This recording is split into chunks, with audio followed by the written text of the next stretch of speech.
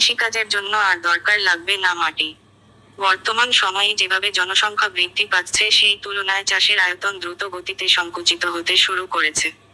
এমতাবস্থায় সেই দিন দূরে নয় যখন ফল এবং সবজি ক্ষেতের পরিবর্তে সব জায়গায় তৈরি হবে কারখানা।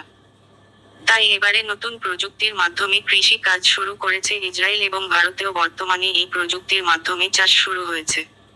এই নতুন প্রযুক্তির নাম দেওয়া হয়েছে ভার্টিক্যাল ফার্মিং। ভারতের বিভিন্ন অ্যাগ্রো প্রজেক্ট কোম্পানি এই ধরনের প্রকল্প চালানো শুরু করেছে এবং মহারাষ্ট্রে এই মুহূর্তে ব্যাপকভাবে বৃদ্ধি পাচ্ছে ভার্টিক্যাল ফার্মিং। এর মাধ্যমে প্রাথমিকভাবে হলুদ চাষ করছে বিভিন্ন কোম্পানি। এই ভার্টিক্যাল চাষ হলো এমন একটি প্রযুক্তি যেখানে আপনি 1 একর চাষ করে 100 একরের সমান ফলন পেতে পারেন। বলতে গেলে এই প্রযুক্তিতে ফসল ফলানোর জন্য বিশেষ জমির প্রয়োজন নেই। মূলত মাটির উপরে কয়েকটি স্তরে এই চাষ করা হয়ে থাকে। এই চাষের জন্য একটি বড় সেট তৈরি করা হয় এবং এর তাপমাত্রা রাখা হয় 12 থেকে 26 ডিগ্রি সেলসিয়াসের মধ্যে।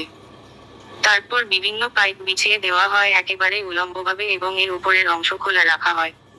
বর্তমানে বেশিরভাগ মানুষ হাইড্রোপনিক পদ্ধতিতে উল্লম্ব চাষ করে থাকেন। তবে এক্ষেত্রে মাটি ব্যবহার করা হয়ে থাকে। তাপমাত্রার নিয়ন্ত্রণের জন্য একটি বিশেষ ফগার স্থাপন করা হয় যা তাপমাত্রা নিয়ন্ত্রণ করার জন্য পানির স্প্রে ব্যবহার করে। জিগজ্যাগ পদ্ধতিতে বীজ বপন করে আপনি খুব ভালো হলুদের চাষ করতে পারবেন। মাত্র 9 মাসের মধ্যে হলুদ প্রস্তুত হয়ে যায় এবং হলুদ কাটার পর আবারও নতুন করে ফসল রোপণ করা যায়। এই পদ্ধতিতে আপনি বছরে 3 থেকে 4 বার পর্যন্ত হলুদের ফসল তুলতে পারবেন।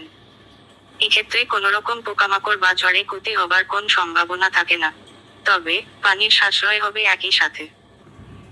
নতুন নতুন বিভিন্ন ধরনের ভিডিও পেতে আমাদের চ্যানেলটি সাবস্ক্রাইব করুন।